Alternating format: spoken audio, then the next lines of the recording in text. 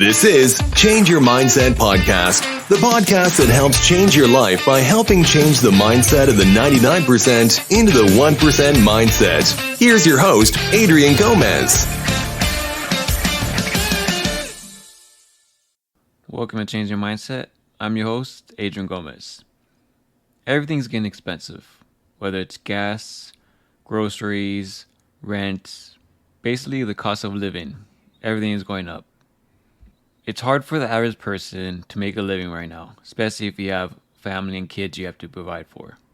As I said many times before, 60% of Americans are living paycheck to paycheck. People cannot survive. People are going to debt because they cannot survive. They can't make a living and they can't pay the bills, groceries, etc. And unfortunately, I believe times will not get any easier. Times will get tougher. And I believe that's the unfortunate truth. And I believe we will have an economic disaster ahead. So I said before, several months ago, that the U.S. is already in a recession. Although most economists and analysts will refuse to see it.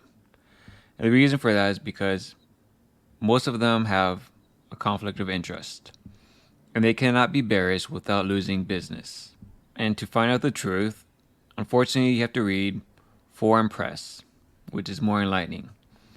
So analysts at UBS said earlier this year that more than 50,000 retail shops may close their doors by the end of 2027.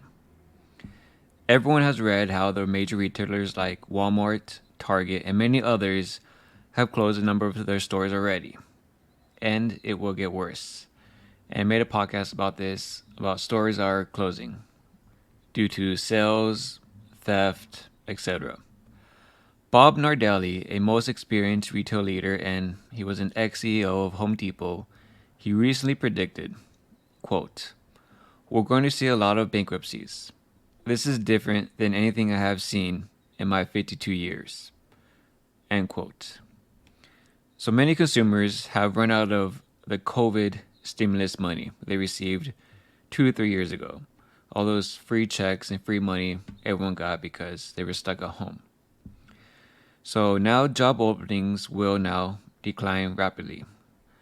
Consumers are facing credit card loan interest rate of 28%.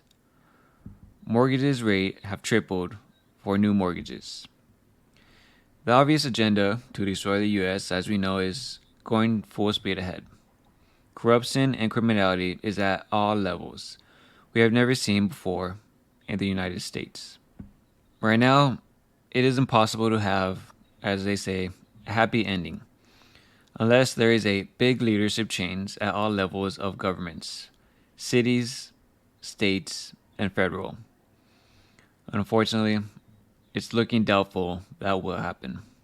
And the reason I say that is because remember when dictators like Stalin said decades ago, quote, "Who casts the votes is not as important as who counts the votes," end quote. The political scene is now more corrupt than we have ever seen.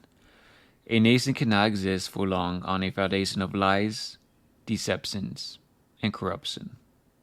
We are told that the consumer spending is strong. It's not true. The average consumer is struggling. The latest consumer spending numbers allegedly show the consumer is, quote, strong. Even the Fed chair said that contributed to his outlook that the economy is stronger than the Fed has anticipated. However, retail numbers are not inflation adjusted. Therefore, strong spending numbers reflect inflation, i.e., higher retail prices, not a strong economy. Again, the consumer has already depleted his COVID money by now. And as a result of this, credit card debt is rising. Economists think that is bullish for the economy. I call that desperation. Why else would someone pay 28% interest to borrow against their credit card? Desperation. And the reason I say that is because the delinquency credit rate on credit card loans right now, as of 2023, is 50.8. The second highest time when we had the housing crisis was in 2009, and it was at 37.8%. And every other year, it has been lower.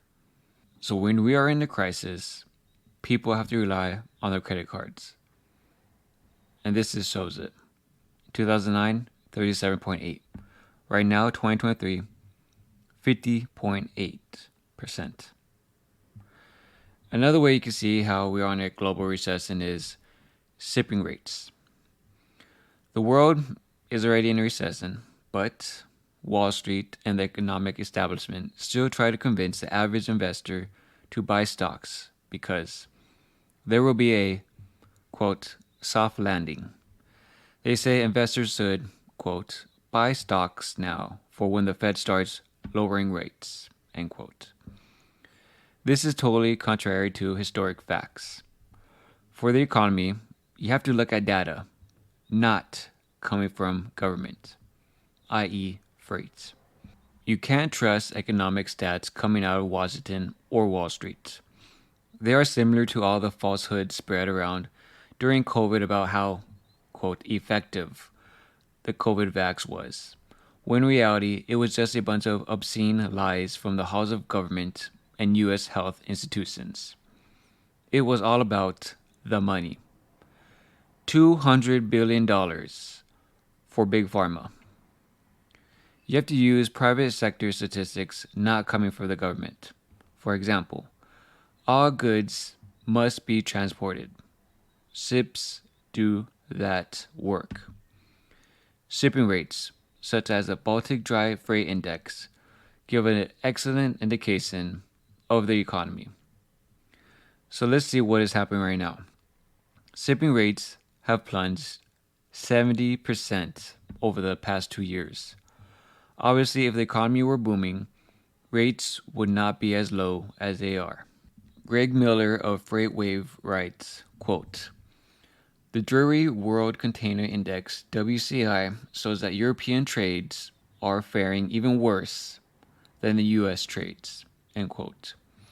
He goes on to explain how, quote, the WCI assessment for Shanghai to Rotterdam, Netherlands has plunged 34% since the latest peak on August 17th.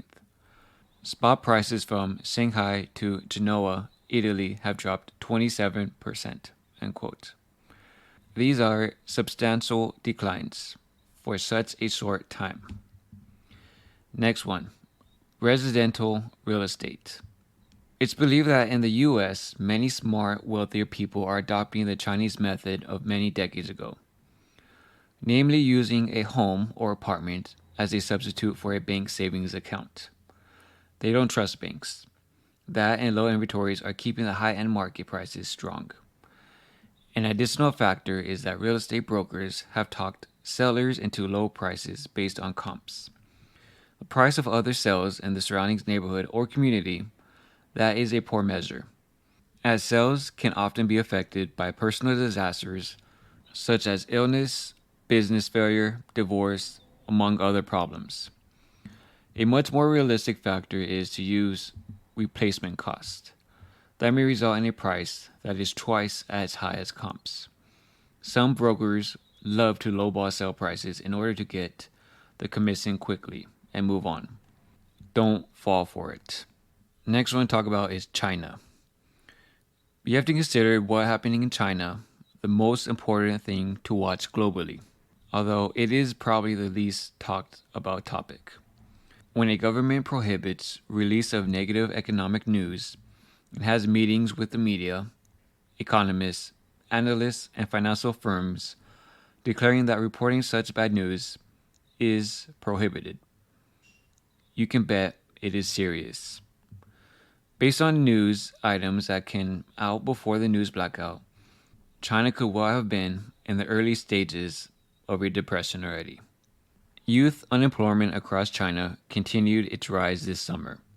The official number approached 21% of young people under 24 years old who couldn't find jobs. That was before Beijing halted its publication.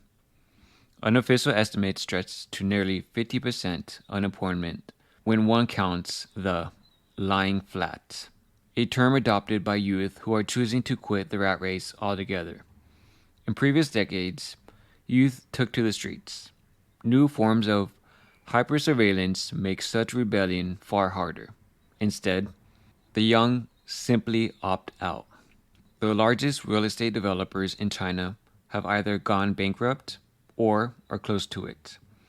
The China real estate sector is the largest investment class in the world. That is how important it is. Most Chinese have used the purchase of a condo as substitute for a savings account at a bank because they don't trust the banks. In recent years, they bought condos before they were built. That is riskier. When the developer goes bankrupt, the investors lose everything. That has happened to millions. For August, property investment fell for the 18th straight month, down 19.1% year on year. There is great reluctance to buy unfinished condos because of the uncertainty that they will ever be completed. Trade numbers of Western countries with China show that exports to China have plunged. The Chinese government can't hide those. Additionally, China and its threats on Taiwan are escalating. It's believed that China may be planning a takeover. They may never have a better opportunity. The world, and especially the US, will do nothing. That will shake up the global economies because Taiwan is a major supplier of semiconductors. In the end, there are so many problems happening with China. It's almost as if the two most powerful countries in the world are in a race to the bottom. China just hides it better. And the last subject will be the debt ceiling debate. Congress is currently putting on another kabuki theater as they debate raising the debt costs. It is all pretense. Everyone knows they will raise it. Even after this weekend's, quote, stopgap, the pretense is that, quote, we can't let the U.S. default on its debt, end quote. Why don't they think about that before voting on the multi-trillion-dollar spending bills? The fact is that most of these people care about pleasing their big donors more than the ruinous spending they ultimately approve. Each time the debt ceiling is raised, there's another big spurt upward in spending. It seems clear that we are on the way to super high inflation, just like Argentina. So you might be wondering what the USA may look like in 10 years. We spend a lot of time trying to predict the near term, such as 1 to 2 years. But just as important it is to think of what's likely over the longer term, such as 5 to 10 years. That later period is so important. And if you want to see, like I said, possibility, how we will look at Argentina. Argentina has about 48 million people, and economists said that only about 11 million of those people have jobs. But deducting those who work for the government, there are only 7 million who work. Argentina has had hyperinflation problems for decades. About 25 years ago, a top currency expert from the US was retained to advise Argentina how to stop hyperinflation.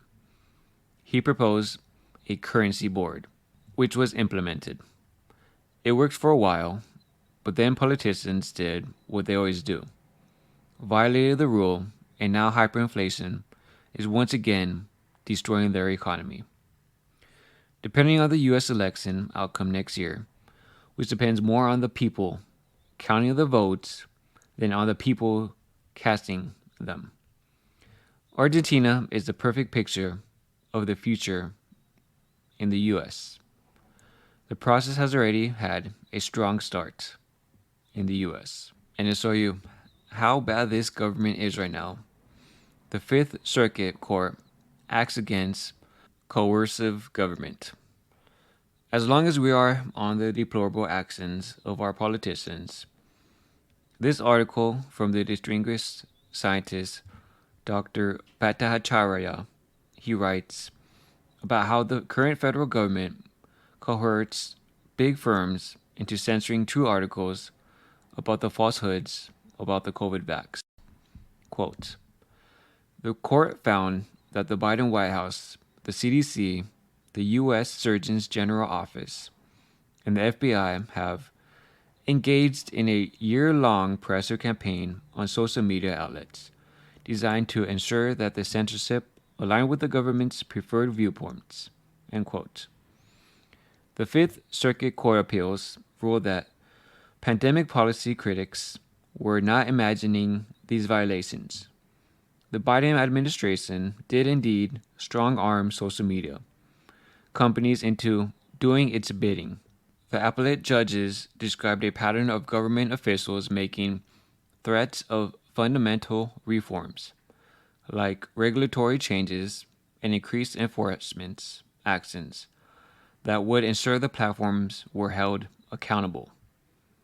But beyond expressed threats, there was always an unspoken or else. The implication was clear. If social media companies did not comply, the administration would work to harm the economic interests of the companies. Paraphrasing Al Capone, well, that's a nice company you have there. Same if something were to happen to it. End quote. The government insinuated.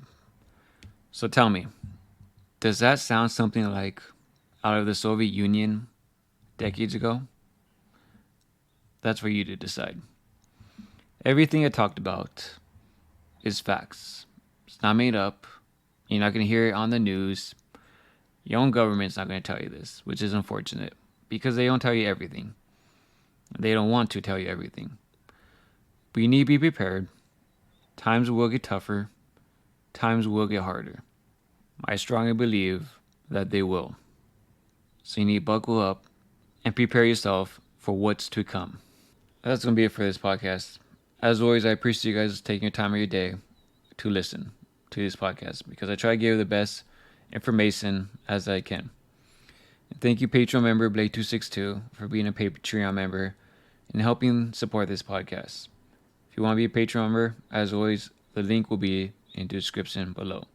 Please like, share, comment this podcast, for it does help grow it and helps grow it more than I can do by myself, and I appreciate it. Thank you guys again. I wish you the best. Take care.